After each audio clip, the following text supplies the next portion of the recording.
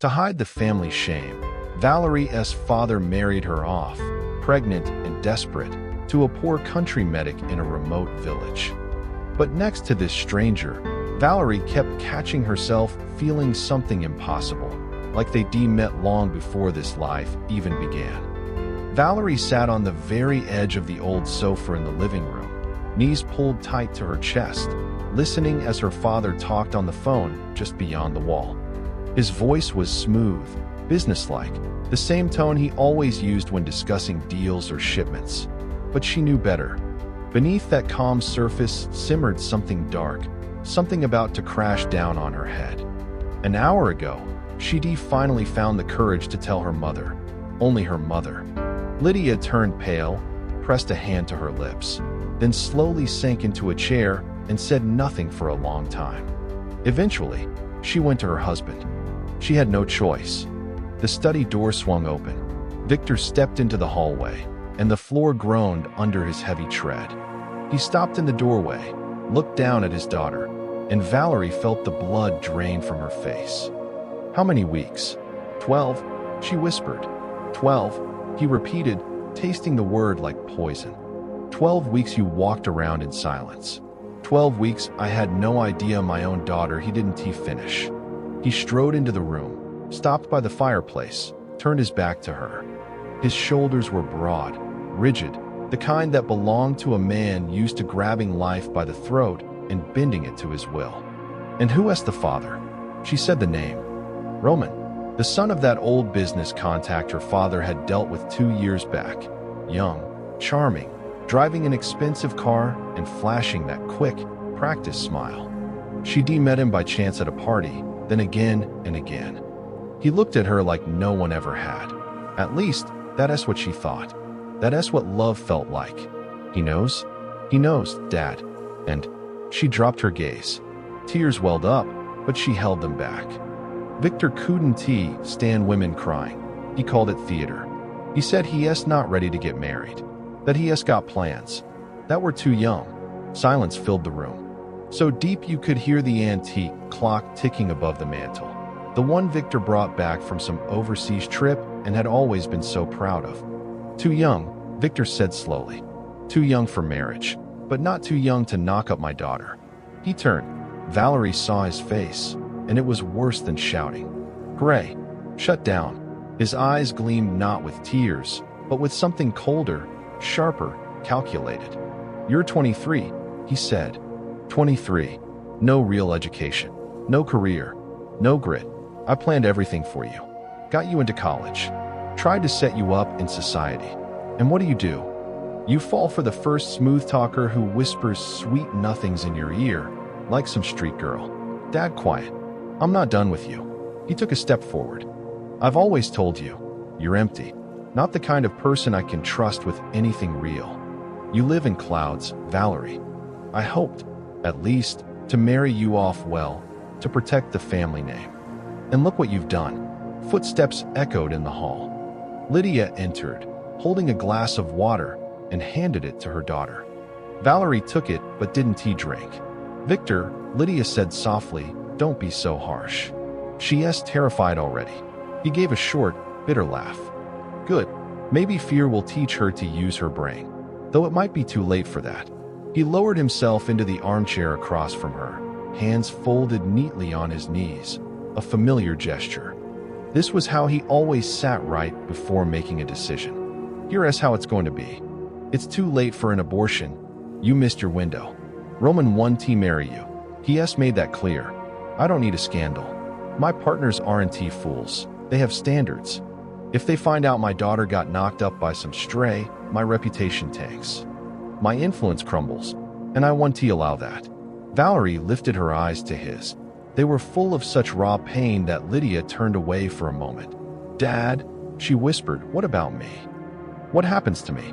"You," he said slowly, "will live exactly how I say. I'll marry you off to someone I choose. Someone quiet, practical, willing to take you with a dowry. You'll have a husband. Your child will have a father. No one will ever know he is not the real one. You'll have a proper family. Respectable. Tidy. I want to go through with it," Valerie breathed. "Dad, I'm not property. He stared at her, long, hard, unblinking, then leaned forward, his voice almost gentle. But that gentleness was more terrifying than any shout. Yes, you will, he said. Listen carefully. If you refuse, I'll throw you out. Suitcase in hand. No money, no apartment, no help, nothing. You'll give birth in a dormitory and feed your baby whatever scraps God sends your way. Think Roman will come running then. He won tea, and you'll never see him again. I'll make sure of it. Victor, Lydia snapped. That's enough. This is her life.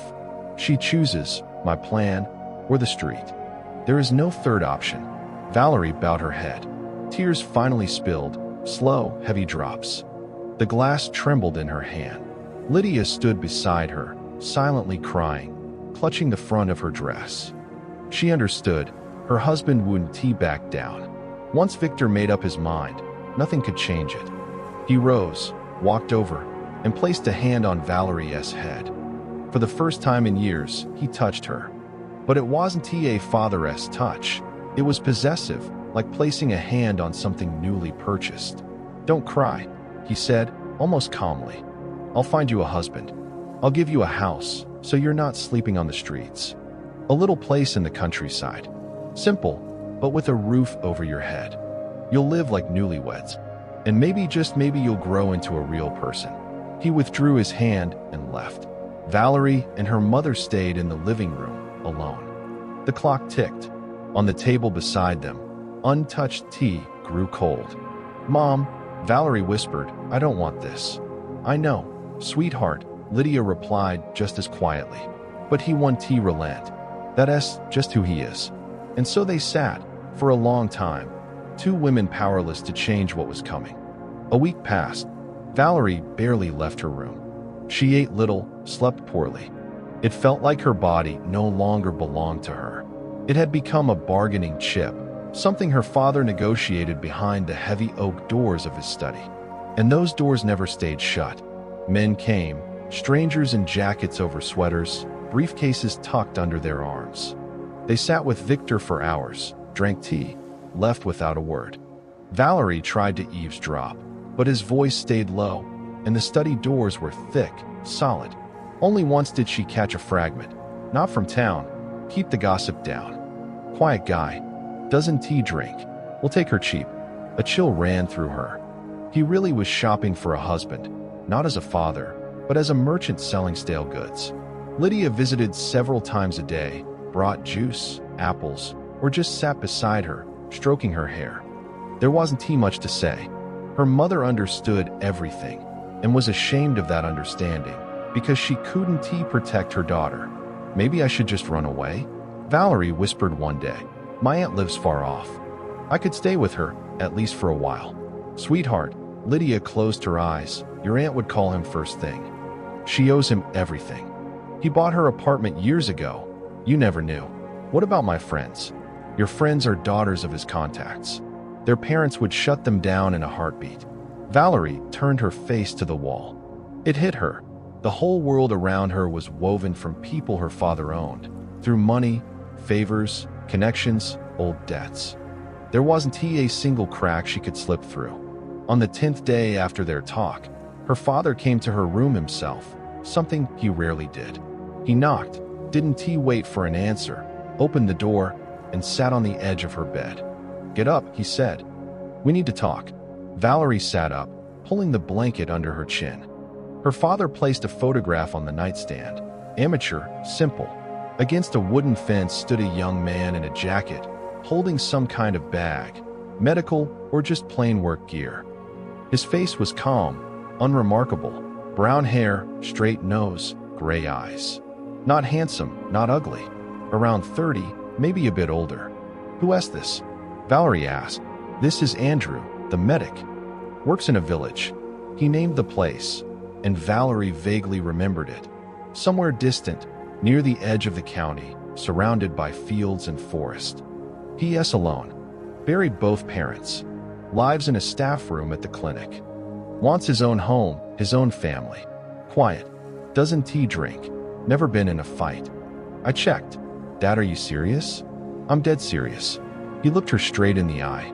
I told him everything. You're pregnant. I need a husband for my daughter, one on paper, and the child will be registered as his. He agreed. Agreed? She echoed, hollow. Yes. And you know why? Because I promised him a house. Small, in that same village. Not a mansion, just a simple place with a stove and a garden. But his own. He never had that. Valerie stared at the photo. The man didn't seem cruel or greedy, just blank. A stranger willing to take her like a stray calf added to a herd, as long as they threw in a barn. He doesn't love me, she whispered. And why would you need love? Her father smirked. One dose of love already ruined your life. From now on, you live like a normal person, not by feelings, but by sense. Andrew, 1T hurt you. He not that kind. He'll work. Feed you. Raise the child. As for your love, well, you never had any. So don't miss what you never had. She laid the photo on the blanket. And if I say no, then I've already told you what happens, he said calmly. I don't bluff. Pack your things tonight. Tomorrow, we go see the house and meet your fiancé.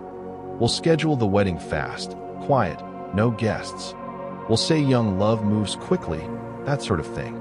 He stood, adjusted his jacket. One more thing, he added from the doorway.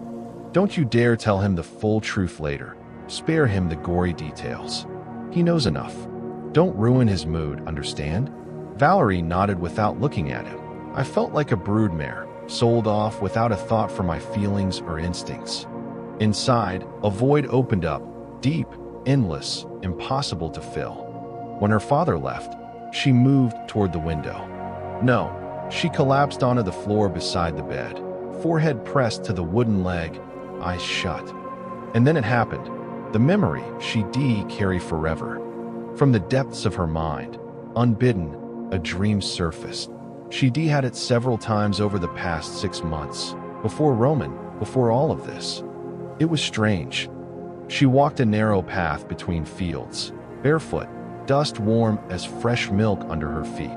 A man approached. He stopped, held out his hand, and she knew she had to go with him. She never remembered his face, only the feeling, like she'd known him her whole life. Like they'd been separated long ago, and were finally finding each other again. Now, sitting on the floor beside her bed, she suddenly thought, he had gray eyes too.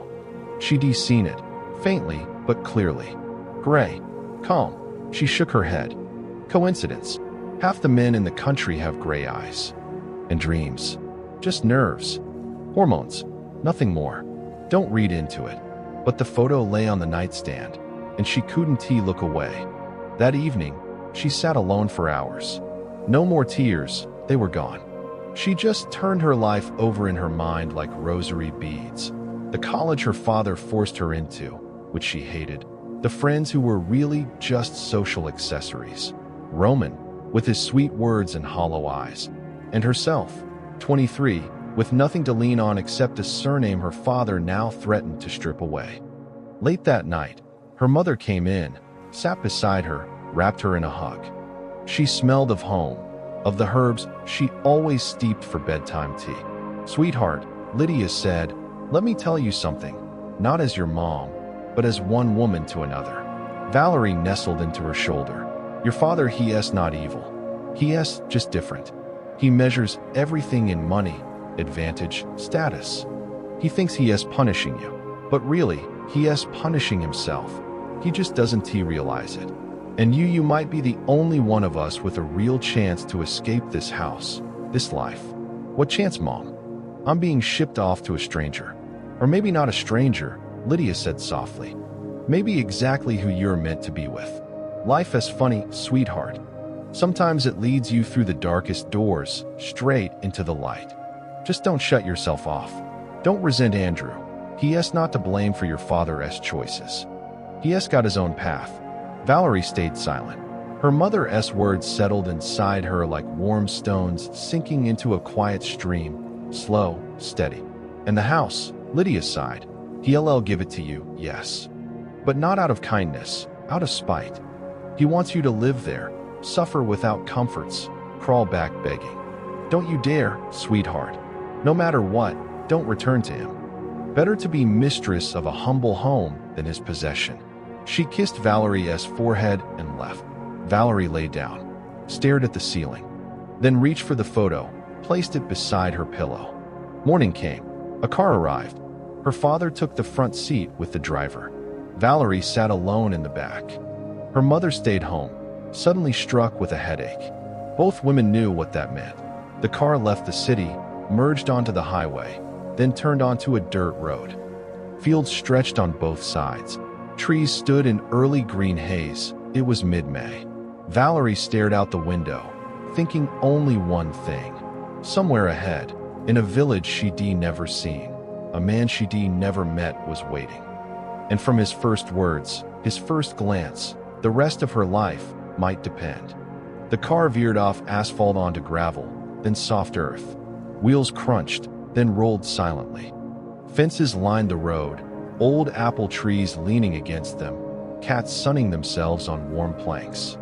The village was small, about 40 houses, one main street, a few lanes branching off haphazardly. "We're here," the driver said shortly. Victor stepped out first. With one hand, he surveyed the rural scene like a merchant inspecting stale inventory, part disdain, part satisfaction. Valerie followed, gripping the door. Soft spring earth met her feet, and her city heels sank instantly. She kicked them off, stood barefoot in the warm dust, and something sharp jabbed beneath her ribs. She held her breath. Not the baby. The child hadn't moved yet, too early for that. It was the memory. That dream, barefoot, warm dust, exactly as she walked in her sleep that winter. "What are you doing?" Victor turned. "Put your shoes on." "Let us go?" She slipped them back on. They approached a house where a man waited, the one from the photo. But the real man was slightly different, taller than he appeared in the shot, hands large and weathered. He wore a clean shirt and an old but neatly pressed jacket. Clearly, he made an effort, shaved, combed his hair. At his feet sat a scruffy gray dog, watching the visitors with typical country curiosity. "Hello," Andrew said. "Mr. Carter." "Valerie." His voice was steady, not loud, not nervous, not fawning. He didn't offer a handshake, probably shy of his rough palm, just nodded. "Hello," Victor said, scanning him head to toe. "Show us the house." "I will. Just this isn't my house. The one you promised, the one I'll buy, is a bit farther down the road. This is just where I stay for now, my room at the clinic." "Then lead the way." They walked down the street, three of them. Valerie trailed slightly behind. Andrew didn't look back, but she felt it. He knew she was there. And he adjusted his pace. Not too fast, so she wouldn't lag. Not too slow, so it didn't seem like he was waiting. It was uncanny, like a man who never met her already knew how to move beside her. The house stood at the end of the street. Wooden, once clad in light boards, now grayed by rain. Iron roof patched in places with fresh red paint. Someone had recently fixed it. Small yard, last year's grass poking through. A shed, woodpile, empty chicken coop nearby. A well with a crane. Victor stopped at the gate, turned to his daughter, and Valerie saw that smile she dreaded most. Small, tight, triumphant. He was savoring the moment. "Here," he announced loudly, "your wedding gift, as promised." The house wasn't a shack. Roof intact, windows whole, chimney straight. But it was plain, very plain. The kind you'd find all over this village, belonging to lifelong farmhands or tractor drivers. Neither better nor worse, just ordinary. And Valerie understood, deep in her bones. Her father could bought her a city apartment, built a modern country home with big windows, a garage, every comfort she'd known. He had the money for 10 such places. But he chose this, not the worst, to avoid looking outright cruel, but not the best either. A middle ground designed to sting, respectable enough to accept, painful enough to cry over.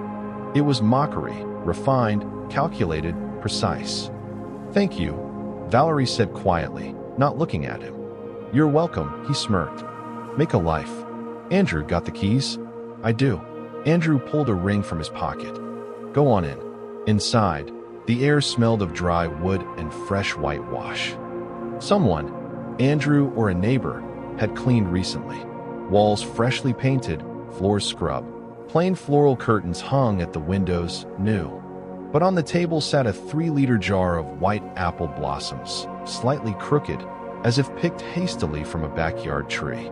That bouquet was an apology for bare walls, for awkwardness, for everything. Valerie stepped to the window. Beyond it lay a garden, old, twisted apple trees, a worn path between them, a fence, and beyond that, an endless green field. "It's warm," Andrew said quietly behind her. "Good stove. The owner left for the city last winter. I checked the masonry. Solid. We won tea freeze." He said we. Not you, not she, not you'll freeze. We won tea freeze. As if their shared future was already settled, and he was calmly sketching its shape in his mind. Victor walked through the rooms. 3 of them. Kitchen with stove, bedroom, and a small back room, clearly meant for a nursery. A sturdy wooden crib already stood there, borrowed or begged from someone.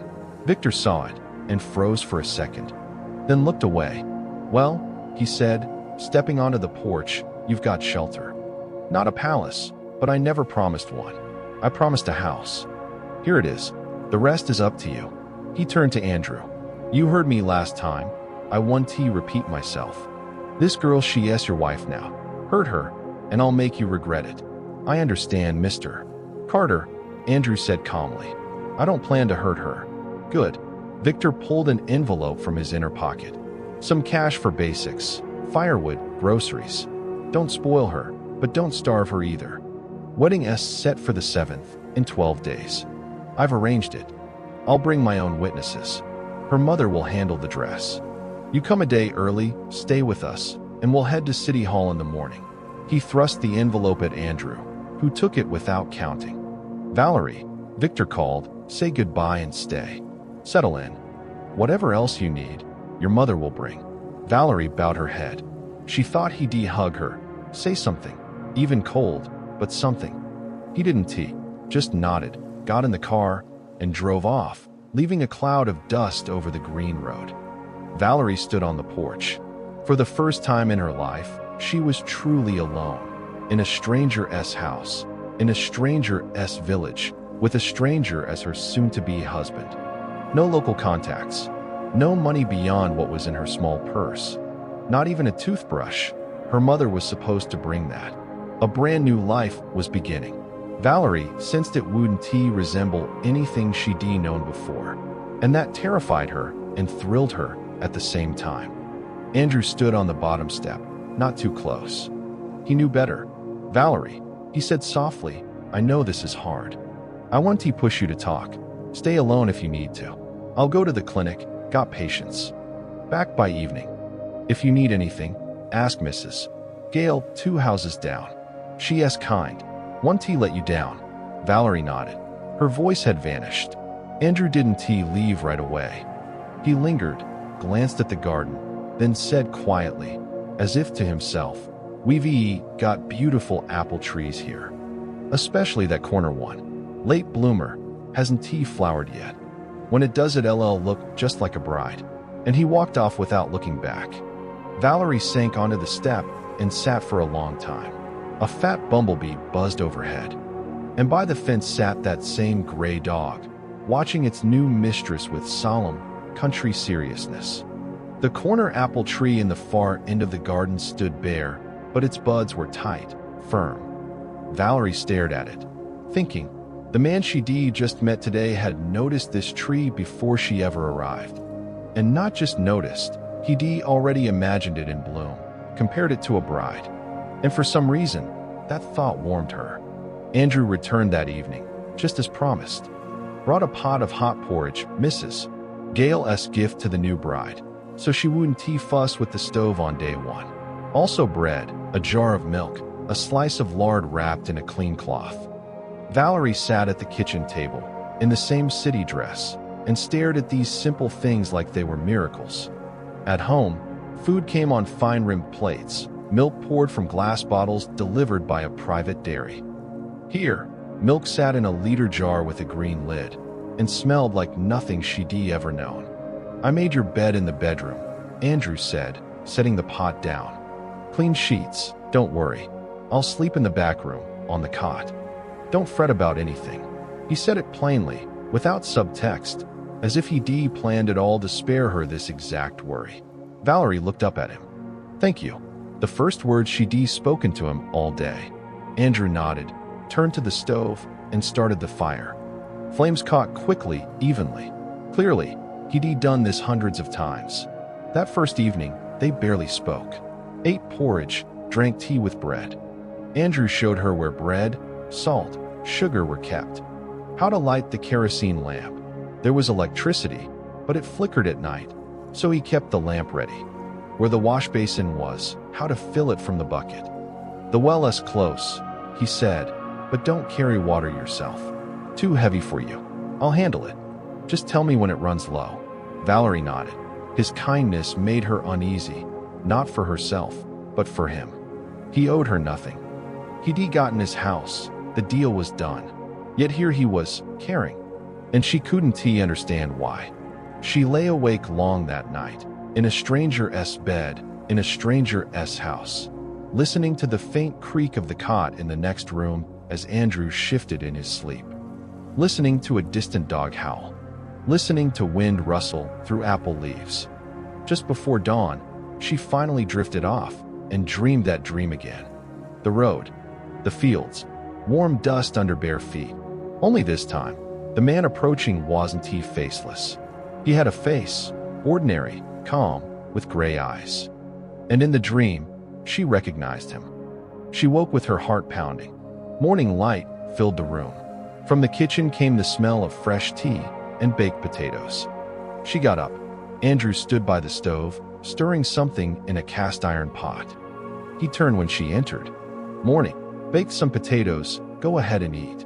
I've got work till lunch, then I'll be back." "Morning," Valerie said, sitting at the table. The potatoes were hot, fluffy, golden crisp on the outside.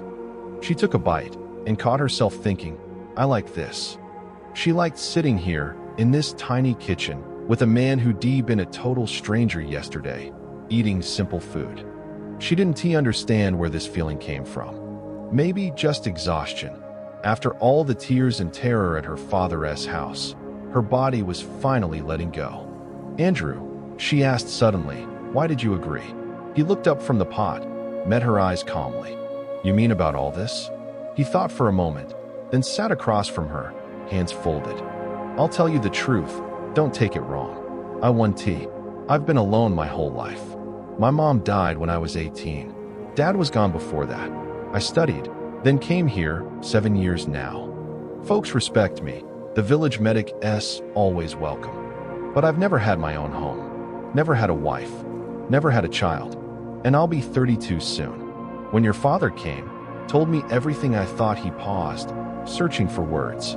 "I thought I was being handed everything I'd ever missed. A wife, a child, a house. I know it's messy. I know you're hurting. But I figured, if someone is willing to share a life with me, I'll be grateful forever. And I don't want to be a burden. I just want you to feel safe." Valerie stared at him, unsure what to say. Something inside her shifted, slow as a pendulum finally swinging after years of stillness. "I'm not scared," she said at last. Strange, but not scared. Andrew gave the faintest smile. Not smug, not sweet, just the quiet relief of a small weight lifting from his soul. That day, he left for the clinic. Valerie stayed home, wandered the rooms, explored. In the back room, on a shelf above the cot, sat books. She stepped closer, scanned the spines. Medical references, expected.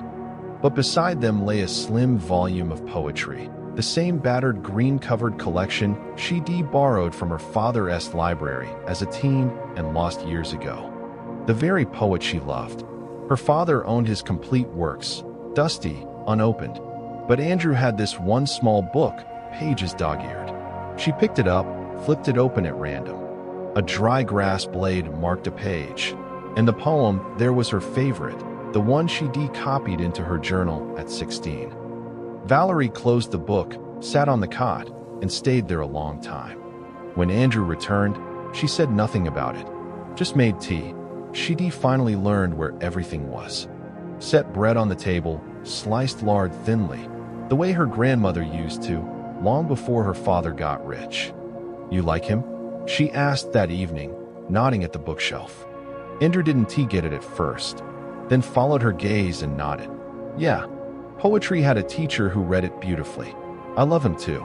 He looked at her, long, thoughtful, then said softly, almost to himself, "Would you look at that?" He said no more, but in that moment, a thin, invisible thread stretched between them. Not friendship yet, not love, just recognition, like two strangers discovering they carry the same key in their pockets. That night, Valerie fell asleep without tears for the first time in weeks. The house softly cracked as the stove cooled. Outside, apple trees bloomed. And in the next room, behind a thin wall, a man slept, the one whose shelf held her favorite book. Nearly 3 weeks passed. The wedding happened exactly as Victor planned. Quiet, no guests at the small county office. Her mother came, brought a dress, simple beige, not bridal, but lovely. Victor stood aside, lips pressed tight, eyes fixed not on the couple, but on the paperwork. When Andrew slid a thin ring onto Valerie's finger, she didn't flinch. She expected dread. Instead, nothing. The ring settled smoothly, as if it had always belonged there. They signed, kissed, briefly, lightly, like checking off a formality. Victor left immediately. Her mother hugged her, whispered in her ear, "Remember what I said." And she left too. The newlyweds returned to their village home, together. From that day, their life became truly shared. And then came the thing Valerie never expected. Living with Andrew was easy. Not bearable or something you get used to, but genuinely easy. She noticed odd things about herself. Mornings, she woke before him, put on the kettle. He liked strong black tea, no sugar, a lemon slice if available. She knew this. How? She couldn't say. One day, she just set his cup down. No sugar bowl, lemon slice beside it. And he looked surprised, then smiled. "How do you know?" "No idea," she answered honestly. And he guessed things too. She hated loud radio. It gave her headaches. He turned it on once, caught her subtle sigh, and never played it again. No reminders needed. She loathed boiled onion in soup. He left it out. She liked bread wrapped in a cloth, not a plastic bag. He did it without being asked. These were small things. But together, they wove something vast and unnamed. They lived like they shared decades, not weeks. No friction, no awkwardness, no fights over misplaced mugs. One evening, they sat on the porch. Andrew fixed something small, a strap-on old wristwatch. Valerie sat beside him, knees drawn up. Her belly had rounded now, her body heavier, but not tired. Quite the opposite, warm, calm, like a well-fired stove. "Andrew," she said, "did you ever draw?" He looked up. "Drew as a kid." "How do you know?" "No idea. Just your hands look like they held a pencil for more than writing." He laughed, the first time she heard him laugh aloud. Quiet, short, genuine. "I ran an art club in school. Even thought about art school. Didn't go, Mom was sick. Needed to earn fast. Went into medicine instead. Regretted it for a while. When I was little," Valerie said, "I wanted to be a vet. Dad just laughed, said it wasn't a proper job for a proper girl." Andrew studied her carefully. He was wrong. "You'd have been great at it." He said it like he truly knew. That made her think. Maybe her father had told him. No, that was impossible. He wouldn't confide. And anyway, her father had never paid enough attention to remember such details. That same night, Valerie woke in the dark and lay awake for hours. She wondered, what even was this man, a stranger 3 weeks ago? Where did this ease between them come from? She should been miserable. Should cried into her pillow. Should missed her old life. But she didn't and with each day, she missed it less. Morning came. She stepped into the yard. The corner apple tree, the late bloomer, had finished flowering. Now, tiny green fruits dotted its branches. At the gate stood Mrs. Gale, short, kerchiefed, face etched with the kind of lines only country life gives. Open, wrinkled, peaceful. "Morning, dear," she said, settling in. "Yeah, Mrs. Gale. Really well. I can see that. You're glowing. And Andrew, well, he has changed. Used to wander alone, lost in thought. Now look at him." Valerie blushed, tried to change the subject, but Mrs. Gale fixed her with a knowing look. "You know, dear, there's an old man in the village, Mr. Milton, reads to folks. Says the strangest, wisest things. Talk to him sometime. He said something interesting about you and Andrew." "What did he say?" Valerie asked. "You ask him yourself." And Mrs. Gale left, bucket in hand, without another word. Mr. Milton lived at the village edge, in a small cottage wrapped in ivy. Valerie went a few days later, unsure why. She just went. She knocked on the gate. The old man came out, thin, white-bearded, glasses tied with string. "Ah," he said, seeing her. "The medic's wife. Come in. I've been expecting you." "Expecting?" "Mrs. Gale said you'd come. She's rarely wrong." They sat on a bench under an old pear tree. The old man studied Valerie quietly, then said, "Let me tell you something, child. I've seen much in my time. All kinds of people, all kinds of marriages. Some couples live 40 years together and remain strangers. Others meet yesterday and feel like kin. And I'll tell you why." Valerie held her breath. "There are souls," he continued, "born in pairs. They don't always find each other right away. Sometimes they wander. Sometimes pass each other by. But sometimes they meet and don't even realize they've been found. It just feels right. They know each other, like they always have. Nothing strange about that. That's just ordinary magic." "How do you know it's about us?" Valerie whispered. "I never said it was," he winked. "I just spoke generally. But since you thought of it yourself, you must have felt something. Eh?" Valerie didn't answer. "That, my dear," he said seriously now, "is called fate. Not the scary kind. The guiding kind. You were led here, maybe through pain, through shame, through your father's anger, but you were led. And not just here, but to him. Think on that. And don't resist it." She walked home slowly.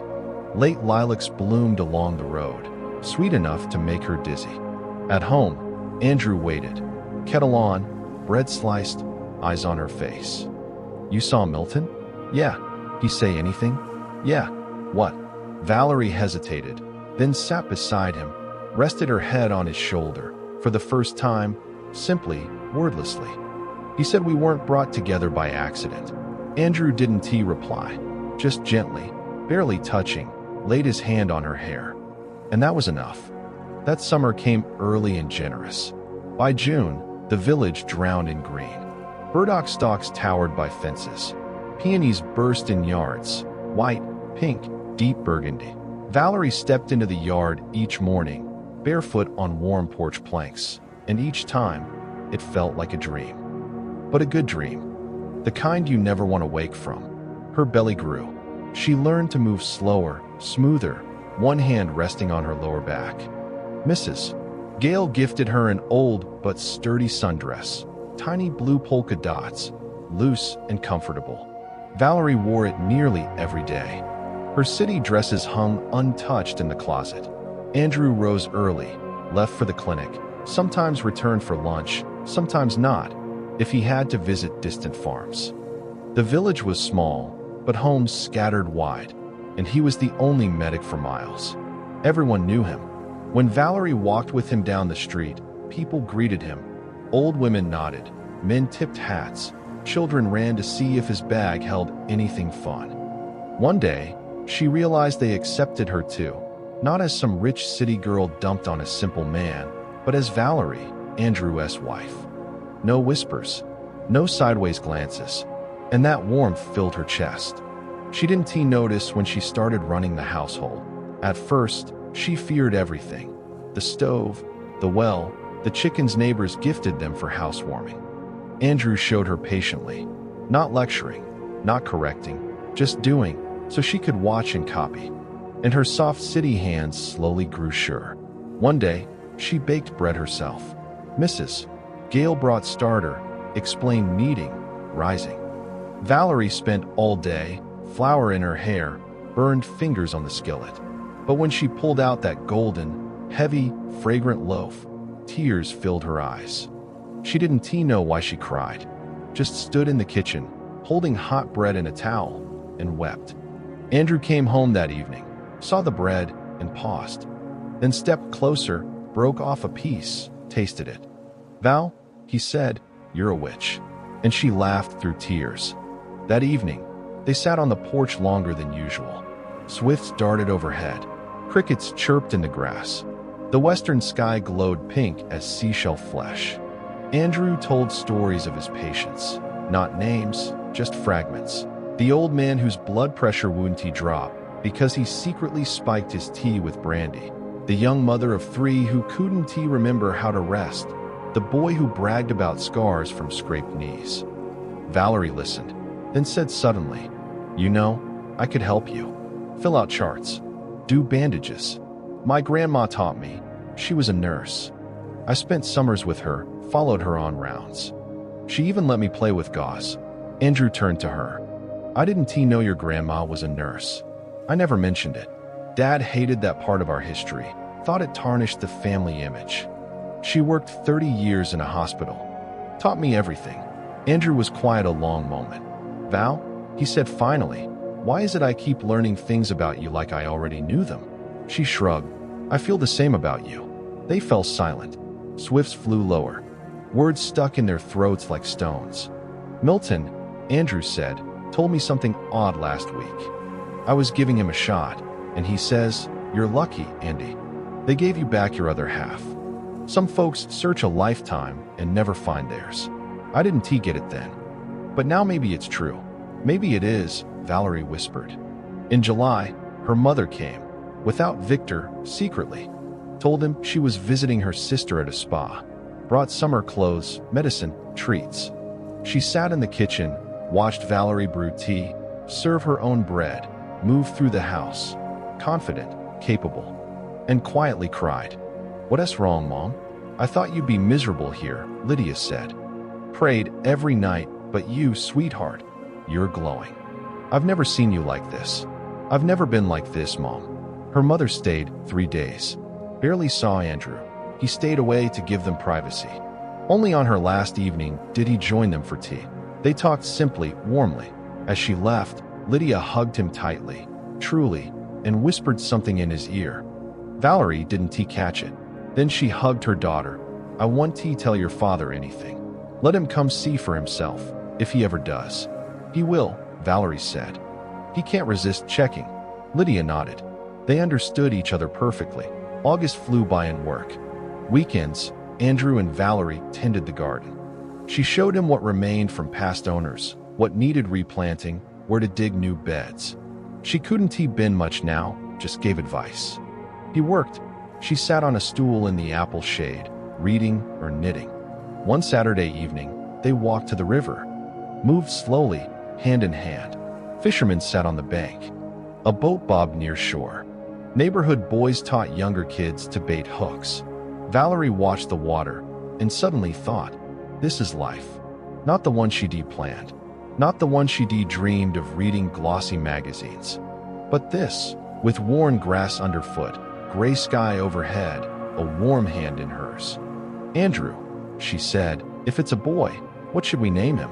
He thought, "What do you want?" "I'd like Michael, after your dad. You said that was his name." He stopped, looked at her. "And if it's a girl?" "Anna, after my grandma, the nurse." He nodded, said nothing more, just held her hand a little tighter. Above the river, the first stars blinked awake. The village settled for sleep. Somewhere beyond the fields, a cow lowed softly, heading home. They felt so good together, it almost scared them. The baby girl was born in early November. That night, the village sky stretched vast and clear, the kind only autumn brings. Andrew drove Valerie to the county hospital in an old clinic van. The road jolted, and Valerie, gripping the handle, repeated one word in her mind, "Daughter." They named her Annie, as decided by the river. When Andrew first held her, a tiny bundle with a red, wrinkled face. Valerie, didn't he look at the baby? She watched him, watched how gently he held that bundle, as if he'd done it all his life. Watched the shadow cross his face, his lips curve into something almost invisible, not quite a smile, but its promise. And in that moment, Valerie truly thought for the first time, this isn't his blood. And immediately after, but she's his daughter. And between those two thoughts, no difference at all, none whatsoever. They returned home. The village welcomed them like Annie was everyone's child. Mrs. Gale brought honey. Mr. Milton arrived with a small wooden toy, carved himself, a bear with one paw raised. A neighbor from down the lane delivered a sack of fresh potatoes on a cart. So the mama doesn't go hungry, gotta feed that baby. No one asked who the girl resembled. They just said, ours. Our Annie, grow big. But at night, strange things began happening to Valerie. At first, she dismissed it. Hormones, sleeplessness, the usual new mom stuff. But soon, explanations fell short. The dreams returned, but different now. No more roads between fields, no warm dust. Now, she dreamed of sitting at a long wooden table in an unfamiliar room, low ceiling, dark beams. A clay bowl steamed before her, simple, plain food. Across from her sat a man. His face was familiar, but not the one she knew. It was Andrew and not Andrew. Same gray eyes, same hands, but darker beard, coarser clothes, homespun wool. He looked at her and said, eat. It'll get cold. She lifted the spoon and woke with the certainty she hadn't dreamed it, but remembered it. One morning, she quietly told Andrew. Feared he'd laugh. He didn't. Val, he said after a pause, let me tell you something. Don't be scared. What? I saw you before we met. Not in this life, I don't know how to say it, but I saw you. Years ago, when I was 20, I got really sick. Laid up in a hospital. In my fever, I dreamed of a woman. Couldn't recall her face when I woke, but I remember her sitting by my bed, holding my hand. And I wasn't afraid. I survived, doctors were shocked. Then, the first time I saw you in the yard, something clicked inside. I thought, familiar. Right away, I scolded myself, how? But now maybe she was you. Valerie stared at him, speechless. I think I'm losing my mind, she finally whispered. Maybe we both are, he smiled. Then at least we're crazy together.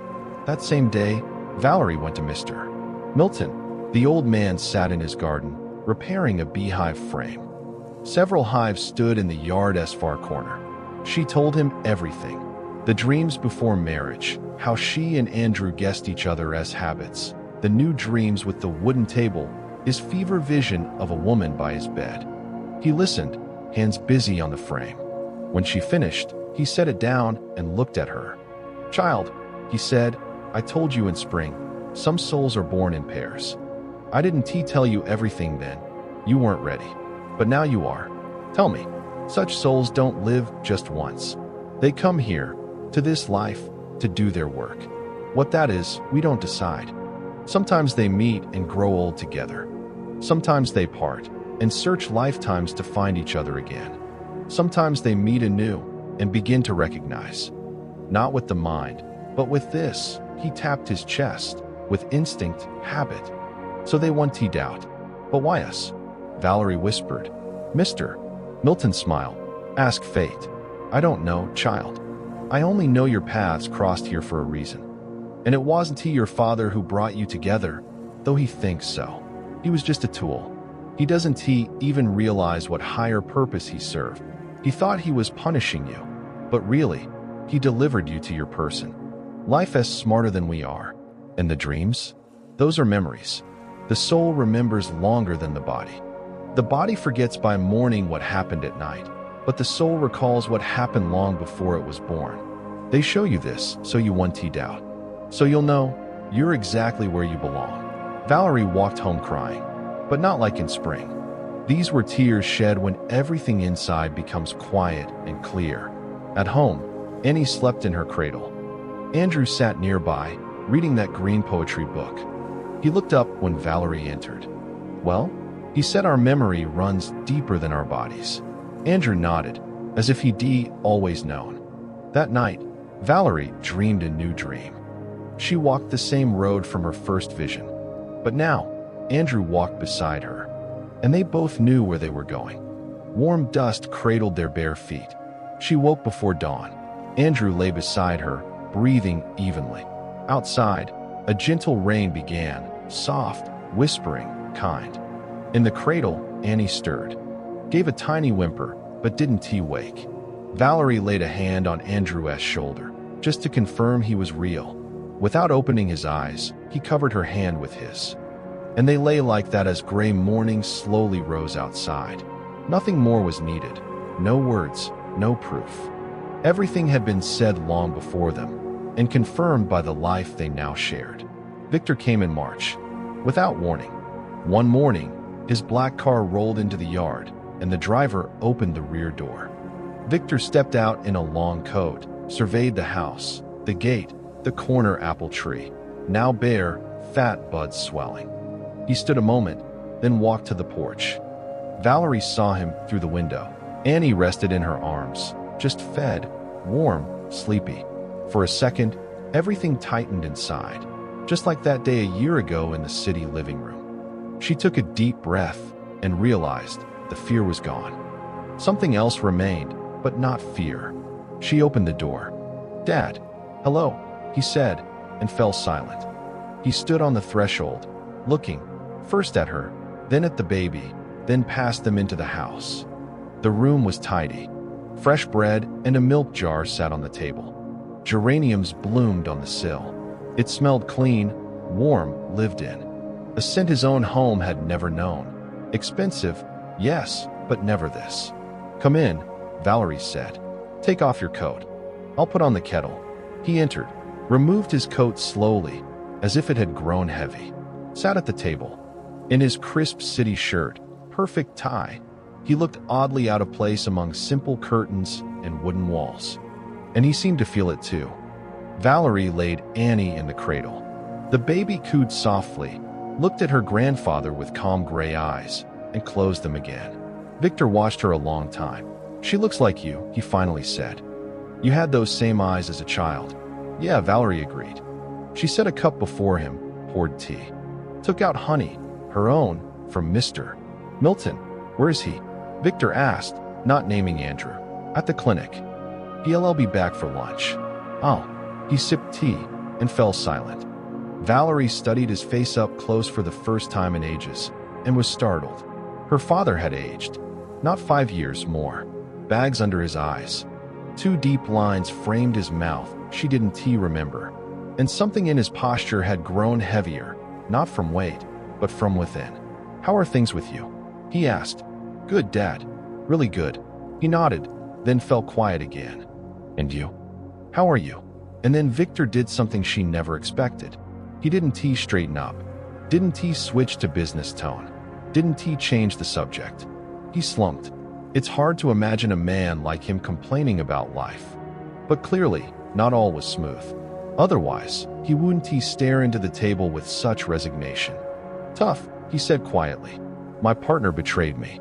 A big project collapsed. Thought it was just a setback, but it wasn't. Gonna have to sell a lot. Lydia, your mom, her heart's weak. Doctors say it's nerves. She's been through too much. Because of me and because of you." Valerie lowered her eyes. Just then, the gate clicked. Andrew entered, saw the car, understood. Didn't fuss. Didn't prim. Just took off his jacket, washed his hands, and walked into the kitchen like any other day. "Hello, Mr. Carter." "Hello, Andrew." They shook hands. Andrew sat across from his father-in-law, not humbly, not defiantly, just calmly, like a man in his own home. Valerie set a plate before him. He began eating, unhurried as always. Victor watched this man, plain shirt, rough hands, calm face.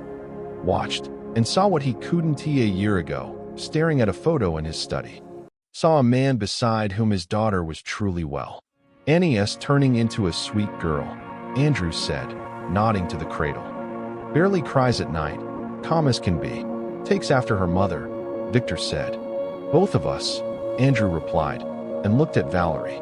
She smiled faintly. After lunch, Andrew returned to work. Appointments waited, couldn't he leave patients? Valerie and her father were alone again. He rose, paced the room, looked out the window at the garden where apple trees stood bathed in slanting spring sun, glanced at Andrew's bookshelf, at Annie in her cradle, at the simple curtains Valerie had sewn herself that winter. Without showing it, he ran a finger along the windowsill. It was spotless. At home, staff cleaned weekly, and never this carefully. Never like his daughter, the one he once called useless, unfit for real life. He turned, and Valerie saw his lips tremble. He sat back at the table, buried his face in his hands, and wept. Silently, heavily, like a man who never learned how. Valerie froze. She'd never seen him cry. She stepped closer, unsure if she should touch him, then gently laid a hand on his shoulder, barely there. "Dad." He didn't lift his head. "Dad, what is it?" Finally, he straightened, wiped his face with his palm, like a child, and looked at her. "I came here," he said, voice hoarse, to gloat. "Thought I'd find you suffering. Thought you'd throw yourself at my feet, beg to come back. I even rehearsed what I'd say. I came to you, Val, like an enemy comes to his own daughter. Understand?" She said nothing. "But I got here, and there's no enemy. Just you, him, and the baby. And a life I never had. Not once. I chased money, status, fear, all my life. But happiness. Never had a single day of it. I only realized that standing on your porch." He covered his face again. And Valerie, the same Valerie he once cast out with a sentence, knelt beside him and took his hand. "Dad," she said softly, "it's okay. You still have time." And Victor, hand still in hers, nodded. He stayed the night, offered himself, hesitantly, as if afraid she'd refuse. Andrew came home that evening, saw his father-in-law at the table, and said simply, "We've got room. I'll sleep on the cot in the back. You take our room. And you too? We'll stay in the kitchen, warm by the stove. We're used to it." Victor started to protest. "I'll take the back room. Don't rearrange for me." But Andrew shook his head. "Mr. Carter, you're a guest. That's how we do things here." Victor fell silent, watched as they moved together. Valerie making his bed in their room, Andrew bringing firewood, Annie reaching for her mother, who bent and lifted her. The baby's cheeks were round, rosy, and she smiled, the kind of smile Victor himself had never managed in his whole life. They ate dinner, potatoes, pickled herring, homemade mustard, simple food. Victor ate quietly, occasionally glancing at his daughter, then his son-in-law. Andrew shared village tidbits, calmly, unhurried, no need to impress. Just a man talking at his own table. Didn't he flatter his father-in-law, but didn't he avoid him either, accepted him as someone who come, and therefore had a reason. After dinner, Annie fussed. Valerie carried her to the kitchen, sat by the stove, and began humming softly. No words, just a melody. Victor heard it and stiffened. His mother, Valerie's grandmother, used to hum that tune. He'd forgotten, but Valerie remembered. He rose, quietly approached the kitchen doorway, and stood there. His daughter sat in firelight, holding her child, singing. The flames lit her face from below, and it looked different, not childish, as a year ago, but womanly, calm. The face of someone who found her anchor. And Victor understood one final thing. The Valerie he thought was his, whom he planned to control, had never belonged to him at all. She always had her own path. He just refused to let her walk it. And when rage pushed her out, she finally did, and arrived exactly where she was meant to be. Morning came. He packed to leave. Stood in the hall, coat on, and Valerie saw how hard it was for him. How he didn't know how to leave after what had happened. "Dad," she said, "come back.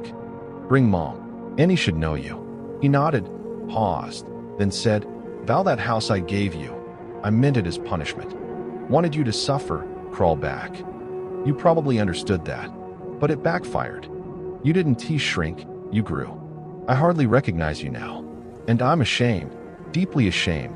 I don't know, do you forgive me? I forgave you a long time ago, Dad." "When?" "Last summer. When I realized you, without knowing it, brought me to my person. She smiled. Mr. Milton, there's an old man here. Says you were Fate's instrument. You just didn't know it. Victor gave a weak smile. Fate's instrument, imagine that. I thought I ruled my life. No one rules, Dad. We're all just guests in it. He looked at her a long time, then hugged her. Truly, not as property, not as heir, but as a living human being. And he smelled of that expensive cologne he'd worn all her life. But now, it didn't scare her. It was the scent of an aging, weary man who'd finally seen his daughter. I'll bring your mother, he said. We'll come soon. I'll be waiting. The car drove off. Valerie stood at the gate, watching dust settle on the road. Andrew joined her, stood beside her. He'd seen and heard everything, but asked nothing. You know what? Valerie said. I just realized something. What? That house he gave us in mockery, it wasn't mockery at all. It was the one real thing he's ever given anyone in his life. He just didn't know it. Andrew nodded, put his hand on her shoulder. They went back inside. Annie slept. The kettle whistled on the stove.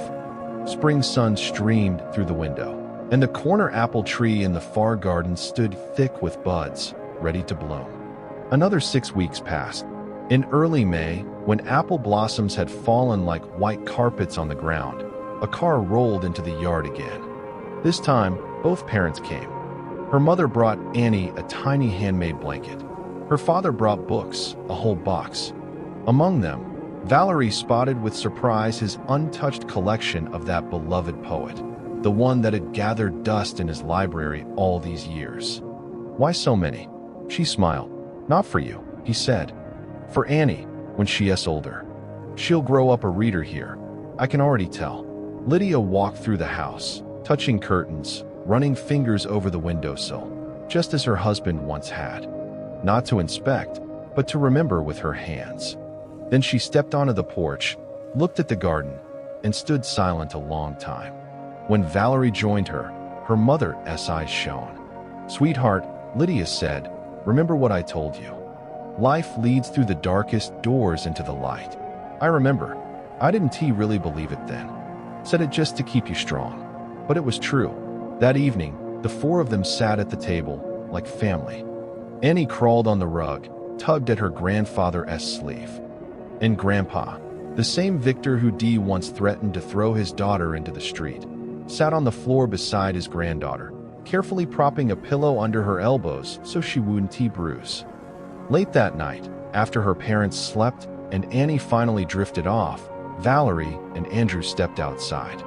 Stars hung huge and warm in the May sky. A dog barked far off. The air smelled of fallen blossoms and damp earth. Are you happy? Andrew asked softly. I don't even know what to call it, Valerie replied. It's more than happiness. It's like I'm finally home. Not in this house, but home. In my life. He didn't answer. Just wrapped his arms around her from behind, rested his chin on her head. And they stood like that, under a sky blazing with stars. And somewhere in that sky, fate truly lived, the kind that guides people through dark roads to their one true person. Sometimes it chooses unlikely tools, a bitter, wealthy father, a humble country house, another man's child. But they're not unlikely at all. They're perfect, precise, meant for you. And only those who walked that road understand. It couldn't have happened any other way. Our story isn't over. In fact, it's just beginning. I'm sure we'll remember his father kindly, again and again. The man who, unknowingly, brought us together. Send us your good energy. Subscribe, so your heart stays warm with our stories.